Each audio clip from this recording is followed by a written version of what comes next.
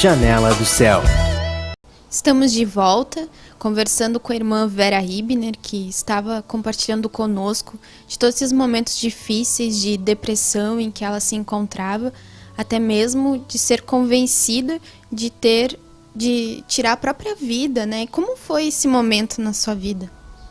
Bem, como eu me tornei realmente uma maníaca depressiva, eu seguidamente fazia algumas provocações, né? Mas nada dava resultado.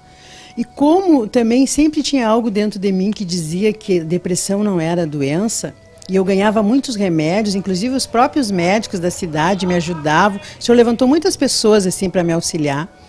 E eu tomava os remédios, tomava um comprimido e eu ficava pior do que antes. O que aconteceu? Eu guardei todos esses remédios.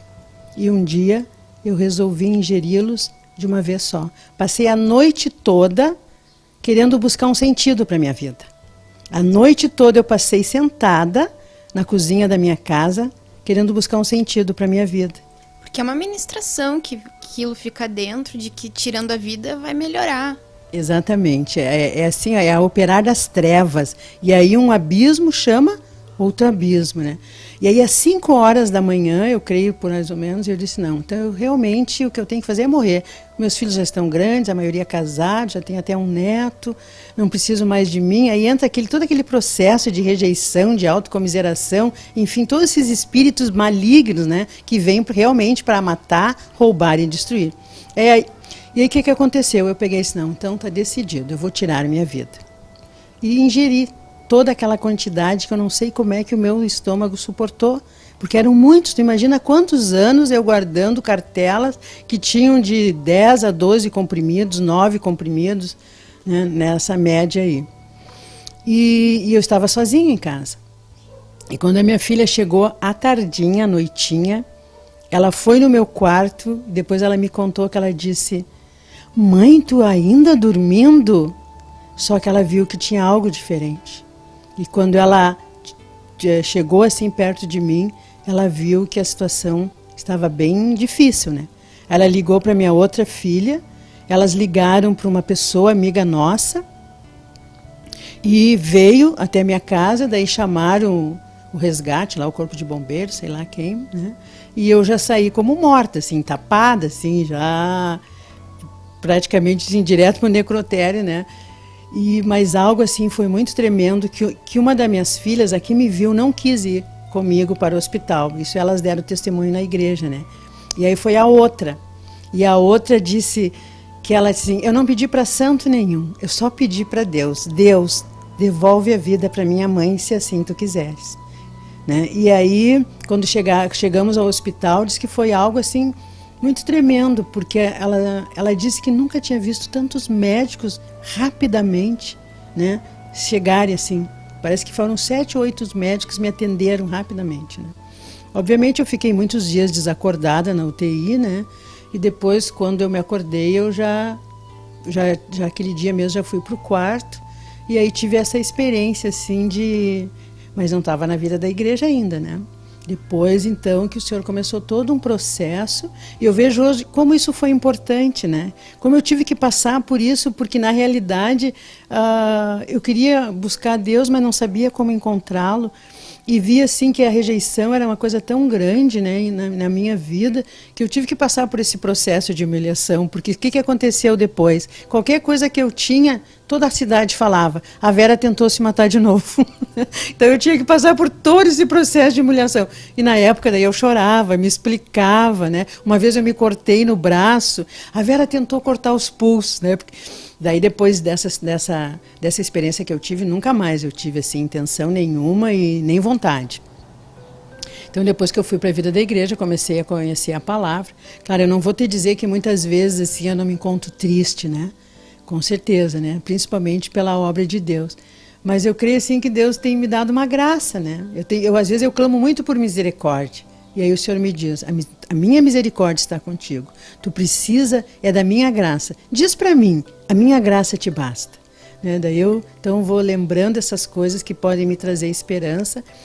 E com isso assim eu vejo que as pessoas, elas que acompanharam todo esse processo assim, vem o poder de Deus, né? Hoje eu até estava lembrando de um testemunho de uma colega minha que disse que foi numa aula de catequese e que deu o meu testemunho lá, né? Mostrando assim para todos aqueles pais, crianças e o próprio educador lá, né, seguindo o que a palavra de Deus faz, né? Então, o que Deus faz e o que a palavra de Deus faz numa pessoa. E eu espero assim, Elisama, que o Senhor possa continuar me firmando na rocha, né? Porque eu não sei a minha situação interior, mas o Senhor sabe.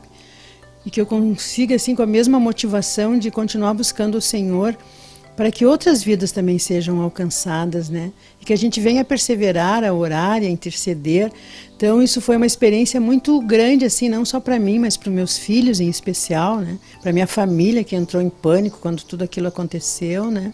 Mas hoje eu vejo assim que não passa de um operar de Deus, né? De uma obra, inclusive em mistérios, porque a gente não sabe, né? O que Deus queria fazer com a gente, mas sei também que durante esse período da UTI, depois algumas coisas, as pessoas me contaram, os próprios médicos, que assim, ó, saiu muitas coisas ruins de dentro de mim, assim, no falar e a minha fisionomia, as pessoas chegavam e não me identificavam. Eu lembro que uma vez eu acordei, estava chegando um médico cardiologista e disse: eu quero visitar a Vera Hibner. É onde o senhor está, doutor? Não, eu quero visitar a Vera. É onde o senhor está? E eu vi que ele se escandalizou, assim, do estado que eu estava exteriormente, né? E depois eu apaguei de novo, né? Então, foi uma obra, assim, que foi necessária e por isso eu estou aqui hoje, né? Porque cada um sabe e Deus... A obra do Senhor, ela é única, né? A obra única do Espírito. É uma obra única, né? Eu e o Senhor somos um. Nós somos um, né? João 17, a gente até estava falando sobre essa palavra, compartilhando.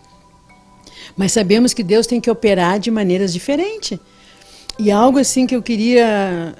Eu preciso registrar. Certa vez eu ouvi uma ministração e que aquilo assim me abalou também, assim, me impactou muito. Que as pessoas com muita rejeição, elas são um problema para a vida da igreja. E naquele momento que eu ouvi essa ministração, eu me pus de joelho de novo para Deus, assim, clamando a Deus que me libertasse desta rejeição, né? Que me libertasse. Sei que esse processo é até a vinda de Cristo, que está bem próxima, a gente sabe disso, né? Porque eu não queria mais ser um problema para a igreja, nem um problema para as pessoas, como eu tinha sido a vida inteira, né? E principalmente que a pessoa que tem muita rejeição, ela acaba indo para a rebelião e ela provoca grande divisão. E esse era o meu maior temor, assim, né? De ser vaso usado para dividir. Me dividir do Senhor primeiramente, né? E depois das pessoas a que o Senhor coloca à minha volta e dos meus irmãos, né? Então a gente tem que orar muito e clamar para todos aqueles que têm uma rejeição muito grande, para que isso não venha se transformar num transtorno para a sua vida e para a igreja do Senhor. Amém. A depressão é um problema seríssimo hoje, né, no mundo, e muitas pessoas até têm dificuldade de admitir que tem depressão, né? E outras pessoas até se apegam, né, na depressão. Porque eu tenho depressão. É porque eu sou depressivo. Então, parece que tem que ser um pouco diferente. Ou se apegam naquela depressão como uma carência, como uma bengala, né? E a gente vê assim que isso é devido das pessoas cada vez, ano após ano, da sociedade, do mundo, das gerações se afastarem de Deus, né? Desprezarem o conselho de Deus, né? Desprezarem os mandamentos de Deus para a família. Antes era pregado a palavra, né? Nas famílias, nas escolas, tinha Bíblia, tinha contato com a palavra, mesmo que seja pouca ou até bem pobre, mas se tinha como referência a Deus, né, a palavra. E hoje não existe mais isso, né? Todos os caminhos levam a Deus e as pessoas não são levadas até a palavra nem como Deus sendo o autor delas, né? Como se o homem fosse seu próprio autor, como se o homem tivesse, né, essa independência, essa autonomia. E isso a gente vê que tem solapado, né, o coração, a vida das pessoas porque se afastaram de Deus. E agora nós vemos com o testemunho da irmã que a aproximação de Deus é que a curou, né? Não foram remédios, porque o remédio só ajuda nos sintomas, mas não traz a cura, alivia os sintomas daquilo. Mas quanto mais longe de Deus, mais depressão, mais sozinha, mais vazios eu vou sentir, né? E era exatamente o momento que a irmã se encontrava. Exatamente, porque a depressão ela é uma carência intratável, né? E eu vejo hoje, assim, pelas ministrações, por tudo que o Senhor trouxe à sua igreja, né? A ordem e a sequência, né? Das ministrações, das escolas, semi-escolas, tudo que Deus traz, assim, ele só tem um objetivo, né? É restaurar, é livrar a nossa alma do cárcere, né? Eu tenho clamado toda essa semana para livrar a nossa alma do cárcere, porque quanto mais eu estiver encarcerada, então o Senhor me traz, assim, claramente aquela palavra de Atos 12, quando Pedro foi preso, havia oração incessante da igreja, né? E chegou um anjo, né? E o libertou. E trazia também aquela palavra de Atos 16, quando Paulo e Silas estavam na prisão, porque esse cântico, que é o canto da meia-noite, esse louvor da vida da igreja, foi um louvor que também me libertou muito, porque ele me ensinou que quando eu sou livre por dentro, eu serei livre por fora. Até tinha um período na vida da igreja que eu ficava muito indignada. Como é que não canto esse louvor? Como é que não canto esse louvor todos os dias, né? Então eu vejo assim que a obra de Deus ela é tão perfeita, porque tudo é a palavra e tudo é realmente para nos livrar deste tormento, dos cárceres, para que sejamos livres, né? Porque foi para a liberdade que Cristo nos libertou, né? E tomara a Deus que todos possamos alcançar isso, né? Essa liberdade, porque a libertação a gente já sabe que a gente já recebeu quando nascemos da água e do Espírito, né? Então agora nós só precisamos encontrar a liberdade de ser livre em Cristo, né? E ser livre de todos esses tormentos, porque a rejeição, que é a causa, né, da depressão, ela é algo muito assim, ela é algo nojento. Quando eu comecei a me dar conta o que era depressão, e o Senhor vai me revelando, começou a me mostrar os espíritos da manipulação, os espíritos da autocomiseração, os espíritos da peninha de mim, os espíritos dos ciúmes, da inveja, sabe? Todos aqueles da justiça própria, da crítica, porque tudo isso assim, é um subproduto, né, da rejeição. A gente começa a ficar, num primeiro momento, a gente até tem que clamar, porque senão a gente entra em depressão de novo, né? De ver o quanto isso é nojento. É só lembrar daquela palavra lá de Acabe, né? Quando Nabote negou a vinha, o que ele fez? Foi para a cama e não comeu mais, né? E aí aquilo um dia o Senhor me revelou, que eu era a mesma coisa. Porque dizia assim, se isso não acontecer como eu quero, eu vou me matar, né? Então, um espírito de manipulação, né? Então, tem uma oração na apostila Pânico na Areia, que fala sobre a escola, daquela semi-escola, seminário Livre-se de Jezabel. E ali é uma oração para a gente se libertar do espírito da manipulação, do controle e do domínio. Eu faço essa oração há não sei há quanto tempo, né?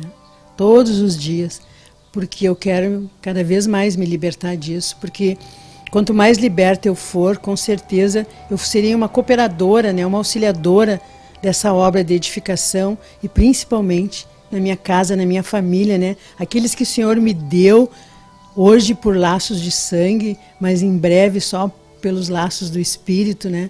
Que eu tenho um compromisso assim, né? Porque por tudo que Deus fez pela minha vida e faz até hoje, eu tenho um compromisso de levar isso para os meus familiares, minha vizinhança, meus colegas, né? Mas eu peço a Deus que seja muito mais por atitudes do que por palavra, porque falar bastante é uma coisa que o Senhor me deu, né? Não sei se é dom, se é talento, não interessa, porque tudo é dele. Mas eu rogo muito a Deus para que isso seja em atitudes. E a atitude o que é? É a tua reação frente a uma ação, né? E eu vejo que isso ainda o Senhor vai precisar trabalhar muito em mim. Amém. O Senhor precisa trabalhar muito em todos nós, né? Porque todos nascemos com todas essas características, né? Que é da velha natureza, da vida adâmica, do nosso ego, mas que quando nós nos abrirmos, e algo importante é que nós precisamos cooperar com o Espírito na hora da iluminação, né? Se eu vejo e detecto aquelas coisas em mim e me identifico com a palavra, com a mensagem e vejo, opa, eu sinto isso, eu vivo isso, eu preciso entrar em oração, né? Cooperar, clamar para que Deus mude aquilo na minha vida, né?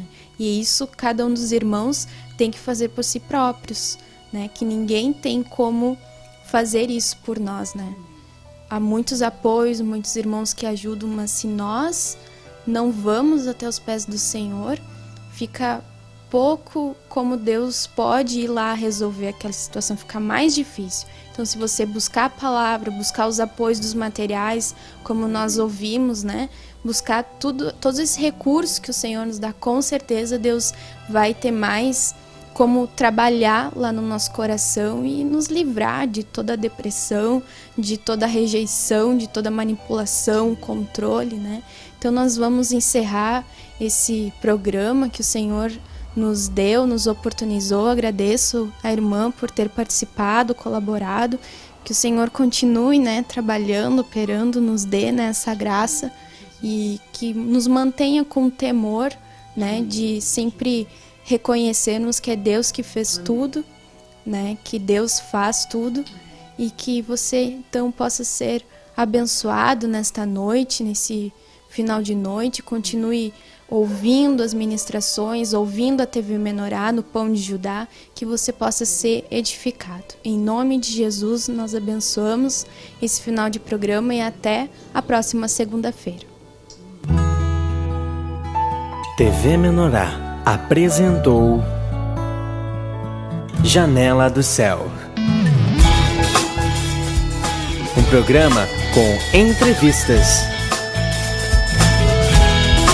Janela do Céu.